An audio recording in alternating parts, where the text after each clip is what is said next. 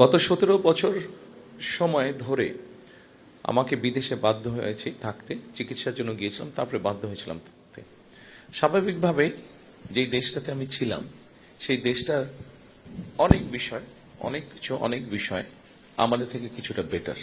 সেটা শিক্ষা হতে পারে, সেটা স্বাস্থ্য হতে পারে, সেটা এনভায়রনমেন্ট হতে পারে, সেটা রাস্তায় চলা ট্রাফিক ব্যবস্থা হতে পারে, সবকিছুই কম বেশি আমাদের থেকে বেটার।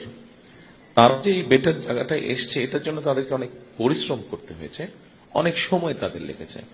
তাদের যে ডেমোক্রেটিক যে ব্যবস্থাটা এখন আছে, এই ডেমোক্রেটিক প্র্যাকটিসটা অনেক দিন ধরে তারা করেছে, 1000 বছরের কাছাকাছি ধরে এই ডেমোক্রেটিক প্র্যাকটিস করতে করতে একটা জায়গায় তারা এসেছে, যেখানে এখন মানুষ, তাদের দেশের জনগণ যখন তাদের সমস্যার কথা বলতে চায়, তারা জানে কাকে বলতে হবে, এবং তারা যখন সেই কথাটা বলে, তখন যেই মানুষটাকে বলে সেই মানুষটাও জায়গা মতন কথাটা পৌঁছে দিতে পারে, কারণ তারা প্র্যাকটিস করতে করতে করতে সেই অবস্থাটা তারা তাদের তৈরি করেছে।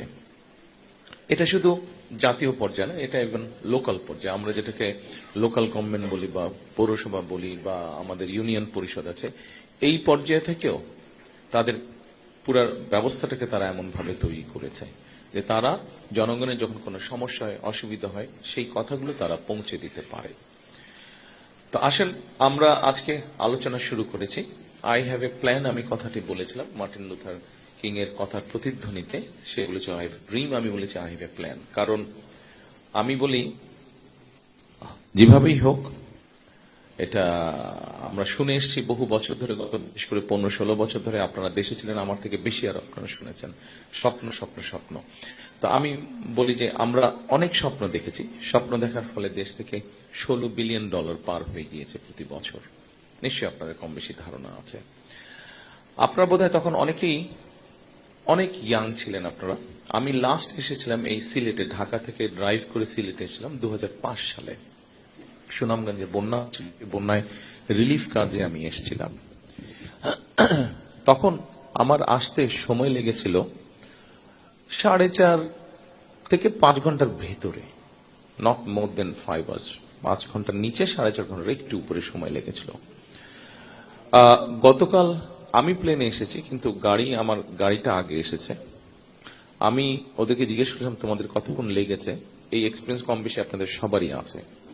এই মুহূর্তে বোধহয় ঢাকা থেকে আসতে বা সিলেট থেকে ঢাকায় যেতে প্রায় বোধহয় 10 ঘন্টা প্লাস সময় লাগে। আপনারা এখানে সিলেটের মানুষ সবাই, অনেকেরই হয়তো লন্ডন যাওয়ার সৌভাগ্য আপনাদের হয়েছে। লন্ডন যেতে মনে হয় এরকম সময় লাগে না। আপনি যতক্ষণে বাসে করে বা গাড়িতে করে সিলেট থেকে ঢাকা পৌঁছবেন, ফ্লাইট নিয়ে লন্ডন থেকে ফ্লাইটে উঠলে বোধহয় বাই দ্যাট টাইম আপনি লন্ডন পৌঁছে যাবেন। কাজে এটা একটা স্বাভাবিক বিষয় হতে পারে না, আমার কাছে না, নিশ্চয়ই আপনাদের কাছেও না। এত সময় লাগতে পারে না, ডিস্টেন্স হিসেবে এত সময় লাগার কথা না। এরকম অনেক বিষয় আছে। তো আমার মনে হয় আমি আপনাদের কাছ থেকে আপনাদের সব প্রশ্নের উত্তর আমার জানা আছে কিনা এটা এখনই আমি বলতে পারছি।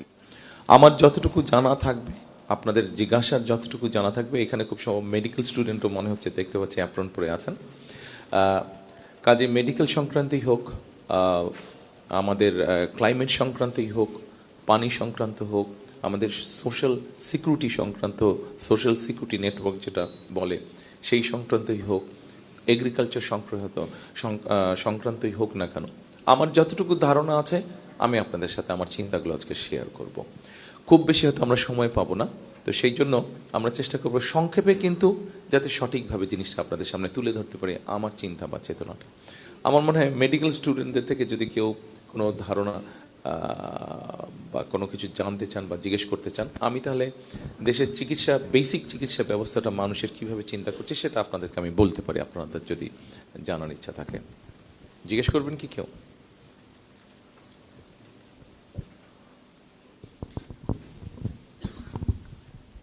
আসসালামু আলাইকুম, আমি সানজিদা আলম, সিলেট এমএজি উসমানী মেডিকেল কলেজে 4র্থ বর্ষে। আমার প্রশ্ন হচ্ছে, এই বাংলাদেশে রোগীর তুলনায় সরকারি হাসপাতালের বেড অনেক কম, যার কারণে রোগীরা মেঝেতে শুয়ে চিকিৎসা নিচ্ছেন। আপনার ধারণা আছে মোটামুটি এভারেজে কত মানুষ হসপিটালে বারান্দায় থাকে? অনেক, কিন্তু নরমালি হচ্ছে একটা কিছুদিন আগে পত্রিকায় একটা সংখ্যা বের হয়েছিল, সব সারা বাংলাদেশে অন এন এভারেজ একটা সংখ্যা বের হয়েছিল। সেটা জানা নেই। 40 লক্ষ। 40 লক্ষ, আচ্ছা। তো অনেক সময় হয় কি বিশেষায়িত চিকিৎসার জন্য ওনারা আর্থিক অভাবের কারণে ওটা থেকেও বঞ্চিত হচ্ছেন। এখন যদি সরকারি হাসপাতালগুলো পাবলিক প্রাইভেট পার্টনারশিপের দিকে আগায়, সেই কর্মসূচিটা বাস্তবায়ন হলে বা সেটা বাস্তবায়ন হলে কতটুকু ইফেক্টিভ হবে, প্লাস হচ্ছে বেসরকারি হাসপাতালগুলো আমাদেরকে কিভাবে সেদিক দিয়ে সেই ভূমিকা রাখবে কিভাবে? আচ্ছা, ধন্যবাদ আপনার প্রশ্নের জন্য। আপনার প্রশ্নটা আমি ডাইরেক্টলি আনসার করবো না, একটু লম্বা করে আমি আনসার করবো, এটার সাথে একটা বিষয় রিলেটেড। বসেন আপনি। দেখুন, আমাদের দেশের সবকিছু হিসাবে যদি আমরা কম্পেয়ার করি, আমাদের জনসংখ্যা 20 কোটির কম না, যে যত কথাই বলুক। আমি 2000 এই দেশ থেকে চলে যাবার আগে পর্যন্ত আমি দেশের আনাচে কাছে ঘুরতাম, মানুষের সাথে কথা বলতাম। আমি দেখেছি, আমার ধারণা গত মোটামুটি 20 বছরের হিসাব যদি করি, কোনোভাবে 20 কোটির কম নাই দেশের মানুষ। এখন আপনি ধরেন আমাদের ওসমানী মেডিকেল কলেজ, আপনি তো ওখানকার স্টুডেন্ট। জি, আমরা যদি দেখি ওসমানী মেডিকেল কলেজে এক্সাক্ট হিসাবটা আমার ধারণা নেই, তবে উদাহরণস্বরূপ বলছি। ধরেন আপনার ওসমানী মেডিকেল কলেজে প্রতিদিন হসপিটাল কর্তৃপক্ষ সে 1000 মানুষকে ট্রিটমেন্ট দিতে পারে। গভর্নমেন্ট থেকে তাদেরকে যেই ওষুধপত্র দেওয়া হয়, যে সার্জিক্যাল ইকুইপমেন্ট দেওয়া হয়, যে ব্যান্ডেজ বা যে সিরিঞ্জ, যেই মেডিসিন যাই দেওয়া হয় না কেন, 1000 লোককে সে ম্যানেজ করতে পারবে। কিন্তু আপনি যদি সকালে দেখেন, যেহেতু আপনি ওখানে কাজ করেন, নিশ্চয়ই আপনার এক্সপিরিয়েন্স আছে, আপনার না হলে ওখানে 2000 লোকের কিউ হচ্ছে প্রতিদিন। 2000 লোকের কিউ হচ্ছে। এখন যতই আপনি তাকে 24 ঘন্টা আপনি ট্রিটমেন্ট দেন না কেন, আপনি 1000 উপরে তো যেতে পারছেন না, আপনার ক্যাপাসিটি ওরকম। এখন তার মানে কি, মানুষ অসুস্থ হচ্ছে, আসছে, কিন্তু প্রপার চিকিৎসা সুবিধা পাচ্ছে না। এখানেই আমরা প্রাইভেট এবং পাবলিক পার্টনারশিপটা নিয়ে আসছি। প্রাইভেট পাবলিক পার্টনারশিপটা কি?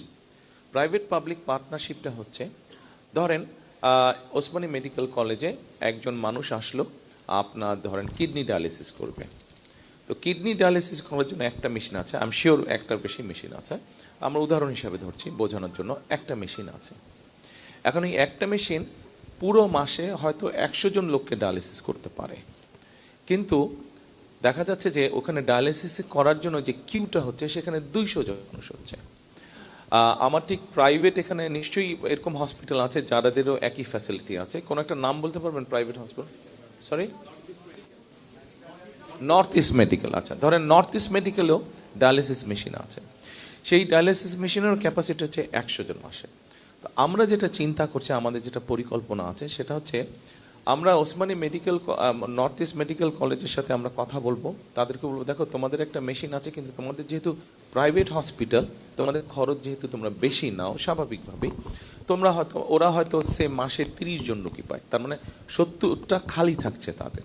আর আমাদের ওসমানী মেডিকেল কলেজ, সেখানে 100 জন বেশি আছে, 100 জনের থেকে 200 জন আছে। আমরা ওদের সাথে কথা বলে, ওদের সাথে আলোচনা করে আমরা ওদেরকে কি পরিমাণ পেমেন্ট করব, কারণ একটা তো হিসাবের একটা জানাই থাকে যে কি পরিমাণ খরচ হতে পারে ডায়ালিসিস করতে গেলে, একটা ধারণা। তাদেরকে মিনিমাম তাদের একটা প্রফিট ধরে আমরা বলবো যে তুমি কেবিনে রাখবা পেশেন্টকে। কেউ যদি ওয়ার্ডে থাকতে চায়, সেটার খরচ সে নিজে দিবে, বাট কেবিন পর্যন্ত সরকার বহন করবে। তখন আমরা ওই যে 70 জন, ওখানে যে 100 জন আছে, 100 জন থেকে আমরা সরিয়ে নিয়ে এসে এদেরকে নর্থ ইস্ট মেডিকেল কলেজে তাদেরকে আমরা দিব। এটাই হচ্ছে বেসিক্যালি বেসিক থিওরি, যেটা আমাদের বেসিক পরিকল্পনা, যে প্রাইভেট পার্টনারশিপ। অর্থাৎ কারণটা এই জন্য, আপনি দেখেন, আপনি যদি এখানে এখন ওসমানী মেডিকেল কলেজের যদি সেকেন্ড শাখা আপনি খুলতে যান, আপনাকে আজকে প্ল্যান করতে হবে, জমি অধিগ্রহণ করতে হবে, বাজেট স্যাংশন করতে হবে, মেশিন আসবে, কন্ট্রাক্টর হবে, টেন্ডার হবে। একটা রাজনৈতিক সরকারের মেয়াদ সাধারণত 5 বছর। By the time you finish the hospital, তার কাজ যখন শেষ হয়ে যাবে, রুগী যখন সেবা পাবে, ততক্ষণ একটা সরকারের মেয়াদ শেষ, রুগী হতে সেবা পাবে। কিন্তু মূল বিষয়টা এখানে না, সরকারের মেয়াদ শেষ এটা মূল বিষয় না। মূল বিষয়টা হচ্ছে আপনার সেই ডায়ালিসিসের রোগী 5 বছর পর্যন্ত কি ওয়েট করা সম্ভব? তার পক্ষে সম্ভব না, ও বেচারা তো মারাই যাবে, মানুষটা তো মরেই যাবে। সো সেই জন্যই আমরা প্রাইভেট পাবলিক পার্টনারশিপটা করতে এসেছি। এটার পলিসিগুলো ঠিক করে সবকিছু ঠিক দ্রুত ঠিক করে ফেলতে পারলে 3 থেকে 6 মাসের মধ্যে আমরা এই সার্ভিসটা আস্তে আস্তে আস্তে আস্তে মানুষের কাছে পৌঁছে দিতে পারবো। এই ক্ষেত্রে আমরা যেটা সিদ্ধান্ত, মোটামুটি পরিকল্পনা আছে, সব রোগের ক্ষেত্রে বিষয়টা হবে না। যেগুলো নর্মাল রোগ সেগুলো করতে হবে না। এটা হতে পারে কিডনি রোগের ক্ষেত্রে, এটা হতে পারে কার্ডিয়াক পেশেন্টের ক্ষেত্রে, এটা হতে পারে ক্যান্সার পেশেন্টের ক্ষেত্রে। এরকম যেগুলা সিরিয়াস টাইপের অসুখ বিসুখ, সেগুলোর ক্ষেত্রে আমরা প্রাইভেট পাবলিক পার্টনারশিপটা এরকম একটা পলিসি আমরা তৈরি করতে যাচ্ছি। এখানে আমরা আরেকটি আপনাদের সাথে অ্যাড করি। আপনি দেখেন, আপনি করলেন তারপরে প্রাইভেট পার্টনারশিপ, পাবলিক পার্টনারশিপ, তারপরেও কিন্তু আপনার মূল লক্ষ্যকে মানুষকে তো সুস্থ রাখা। মূল লক্ষ্যটা হচ্ছে মানুষকে সুস্থ রাখা। সেই জন্য আমরা আরেকটি পরিকল্পনা করেছি। আমি জানি না আপনাদের সাথে একটি শব্দের পরিচয় আছে কি, পল্লী চিকিৎসক। বিএনপির প্রথম আমলে শহীদ রাষ্ট্রপতি জিয়াউর রহমানের সময় সারা দেশে গ্রামের মানুষ যাতে বেসিক স্বাস্থ্য সুবিধাটা পায়, সেই জন্য পল্লী চিকিৎসক নামে বেসিক ট্রেনিং দিয়ে তারা মানুষের ঘরে ঘরে, গ্রামে ঘরে ঘরে যেত, বেসিক যে ট্রিটমেন্টটা সেটা প্রোভাইড করতো। আমরা ঠিক সেটার আদলে আমরা হেলথ কেয়ারের অ্যাপয়েন্ট করতে চাই। হেলথ কেয়ারের অ্যাপয়েন্ট করে এই হেলথ কেয়ারদেরকে আমরা একটা বেসিক মেডিকেল ট্রেনিং দিব, হাইজিন ট্রেনিং দিব। আমরা ছোটোখাটো অসুখ বিসুখ হলে তারা মানুষের ঘরে ঘরে গিয়ে সেবাটা দিতে পারবে। বড় কোনো যদি অসুখ হয় যেটা তার মনে হবে যে সেটা তার আয়ত্তের বাইরে, তখন সে রেফার করবে। এটা রেফারেল সিস্টেম আস্তে আস্তে ডেভেলপ করবো আমরা, সেটা তখন তারা রেফার করবে। এখন এই যে যাবে, যে তারা ঘরে ঘরে যাবে, মানুষকে ট্রিটমেন্ট দিবে, হাইজিন শেখাবে, এখানে গিয়ে তারা মানুষকে অ্যাওয়্যার করার চেষ্টা করবে যে ঠিক আছে, এইভাবে লাইফস্টাইল খাওয়া দাওয়া হওয়া উচিত, যে আপনি চিনি বেশি খাবেন না, মিষ্টি বেশি খাবেন না, তাহলে ডায়াবেটিস থেকে রক্ষা পাবেন। আপনি ভাজা পোড়া এই ধরনের জিনিসগুলো খাবেন না, গরুর গোশত, চর্বি টর্বি এগুলা বাদ দিয়ে খেতে হবে। তার শাক সবজি বেশি খাবেন, গ্রিন ভেজিটেবল চেষ্টা করবেন বেশি খাওয়ার জন্য। তাহলে যেটা হবে সেটা হচ্ছে যে তাহলে কার্ডিয়াক সমস্যা কম হবে। এই ধরনের বিভিন্ন বিষয়গুলো মানুষকে অ্যাওয়্যার করবে। কেন অ্যাওয়্যার করবে, কেন অ্যাওয়্যার করা প্রয়োজন, মানুষকে কেন এই বিষয়গুলো জানানোর প্রয়োজন? কারণ ওই যে ওসমানী মেডিকেল কলেজে প্রতিদিন 2000 কিউ হচ্ছে, ওই কিউটাকে আমরা কমিয়ে আনতে চাইছি।